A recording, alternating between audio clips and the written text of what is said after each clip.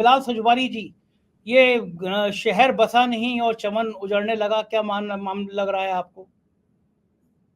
देखिए संजय जी, मध्य प्रदेश की आंच अगर इंडिया गठबंधन पर आने लगे तो यकीनन एक चिंता का विषय है। और राजनीतिक शिष्टाचार भी कोई चीज होती है। जब आप इंडिया गठबंधन को क्लेम करते हैं, एक नैरेटिव इसका कि हम एक विकल्प दे रहे हैं प्रधानमंत्री नरेंद्र मोदी एनडीए के सामने, तो ऐसे में मध्य प्रदेश के अंदर जिस तरह से सिटिंग सीट पर दे दिया, एटलीस्ट इतना शिष्टाचार तो होना ही चाहिए था। यकीनन आप ना देते, आप अगर अगर आप गणित के एतबार से देख रहे हैं कि समाजवादी पार्टी वहां वीक है, तो कल को ये क्लेम उत्तर प्रदेश में समाजवादी भी कह सकती कि उत्तर प्रदेश में आप बहुत कमजोर हैं। 2022 में आपके केवल 2.4% वोट था, 2 सीटें थी आपकी, और अखिलेश जी का 32% वोट था, 111 सीटें। तो ये यार्ड स्टिक फिर अप्लाई हो सकती है। लेकिन इंडिया गठबंधन के जब आप स्वरूप देखते हैं कि क्या इंडिया गठबंधन बचेगा या नहीं बचेगा, तो ये तो कहना बहुत जल्दबाजी होगा। लेकिन मैं इसमें एक नया नया एक एंगल देख रहा हूं। इसकी मध्य प्रदेश की लड़ाई जिस तरह से उत्तर प्रदेश में आके पहुंची और जिस तरह से उत्तर प्रदेश और कांग्रेस के अध्यक्ष ने निरंतर बयानबाजी की है, और जो अटेम्प्ट मध्य प्रदेश के अंदर समाजवादी पार्टी के को कंसिडरेशन में किया गया, और जिस तरह से कमलनाथ जी का बयान आया, वो ये बता रहा है। और कांग्रेस लीडरशिप खामोशी, इस पर बिल्कुल खामोशी इख्तियार की है। मेरे को ये लगता है कि इंडिया गठबंधन का लार्जर स्वरूप तो बना रहेगा अभी तक, लेकिन उत्तर प्रदेश में इसके समीकरण बदल जाएंगे। हो सकता है भविष्य में कांग्रेस जिस थिंकिंग पे काम कर रही है, जो उनका अभी तक एक एक एक जो इंटरनल चर्निंग मुझे नजर आ रही है, ये हो सकता है कि उत्तर प्रदेश के अंदर बहुजन समाजवादी पार्टी इंडिया गठबंधन का हिस्सा हो जाए और समाजवादी पार्टी बाहर हो जाए। इसके पीछे एक लार्जर थिंकिंग जिसको मैं ये देखता हूं कि कांग्रेस अच्छी तरह ये भाप रही है कि माइनॉरिटी इस वक्त बहुत पॉजिटिव है कांग्रेस के लिए, और ओबीसी कार्ड को कांग्रेस ने अपने प्लान पर ले लिया। राहुल गांधी निरंतर ये बात कह रहे हैं कि हमारे इतने टोटल मुख्यमंत्री से हमारे ओबीसी मुख्यमंत्री कितने हैं, वो एक मैसेजिंग कर रहे हैं। और बार बार प्रधानमंत्री नरेंद्र मोदी पर एक एक काउंटर अटैक कर रहे हैं कि आपने ओबीसी के लिए क्या किया। और खासतौर से मुद्दा तब ज्यादा उपजा जब महिला आरक्षण में ओबीसी महिलाओं के जो शेयर था उसको वंचित कर दिया गया था। तो मैं एक लार्जर प्रोस्पेक्ट में थिंकिंग ट्रेस करने की कोशिश कर रहा हूं, और जिसके संकेत मुझे साफ देखने को मिल रहा है कि उत्तर प्रदेश के अंदर हो सकता है इंडिया गठबंधन में मायावती आ जाए और समाजवादी पार्टी बाहर हो जाए। इस तरह की थिंकिंग में लार्जर लेवल पे ट्रेस करने की कोशिश कर रहा हूं। रहा इंडिया गठबंधन का सवाल, तो इंडिया गठबंधन के स्वरूप को मैं अभी तक इंटैक्ट मानता हूं।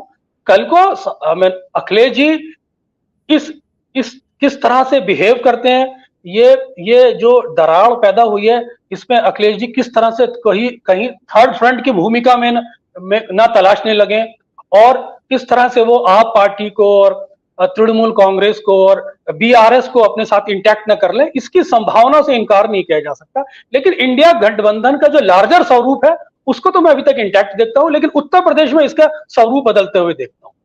देखो बिलाल जी, आपका कमेंट संक्षिप्त में। देखिए संजय भाई, मैं उस सुनील साहब की उस बात से बिल्कुल सहमत हूं कि कौन सी बात कहाँ कही जाती है, ये सलीका हो तो हर बात सुनी जाती।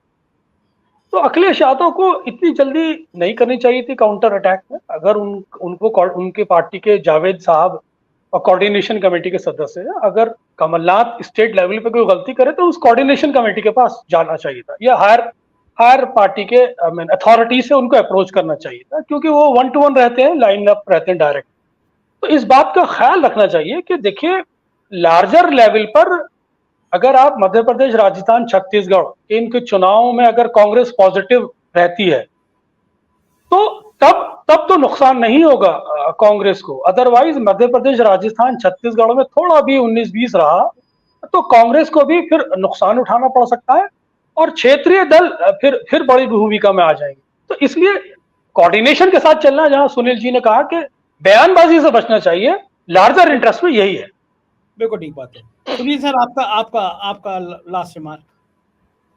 यह क्षेत्रीय दलों को गलतफहमी नहीं होनी चाहिए कि नुकसान केवल कांग्रेस का है। टीएमसी को तोड़ा विधानसभा चुनाव के पहले, जनता दल यूनाइटेड को तोड़ दिया,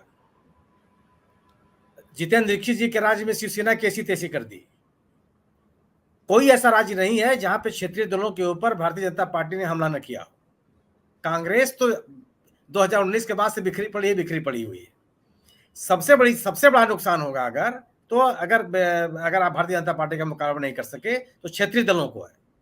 और ये आवश्यक है। कांग्रेस ने एक बड़ी भूमिका अदा की है पूरे देश भर में, उसने इस सरकार के खिलाफ एक राजनीतिक माहौल बनाने का। लेकिन कांग्रेस के पास चुनाव लड़ने की ताकत नहीं है 3-4 राज्यों को छोड़कर। आप इस माहौल को कैश कराने की जिम्मेदारी क्षेत्रीय दलों की है, और वह आप जनता के बीच में एकता का संदेश देकर के ही आप लोगों का विश्वास हासिल कर सकते हैं। जी बिल्कुल ठीक है। जितेंद्र भाई, आपका क्या मानना है पूरी डिबेट में? माइक अनम्यूट जितेंद्र भाई, माइक।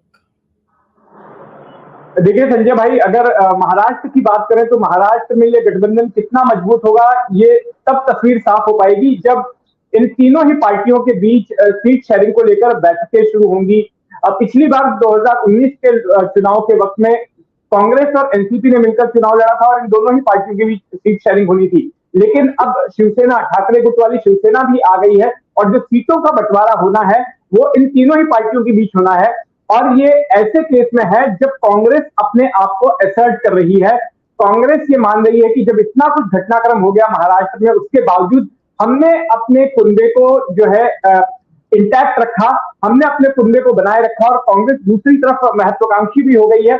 पिछली बार सिर्फ एक ही सीट जीत पाई थी कांग्रेस, लेकिन इस बार उसको उम्मीद है कि उसका परफॉर्मेंस पहले से काफी बेटर होगा। तो ऐसे में जब इनके बीच सीट शेयरिंग होगी तब मुझे आशंका है कि हो सकता है इन तीनों ही पार्टियों के बीच में कोई फ्रिक्शन हो, और उस फ्रिक्शन को इन पार्टियों के नेता और खास करके शरद पवार का उसमें क्या रुख होगा ये देखकर ही अंदाजा लग पाएगा।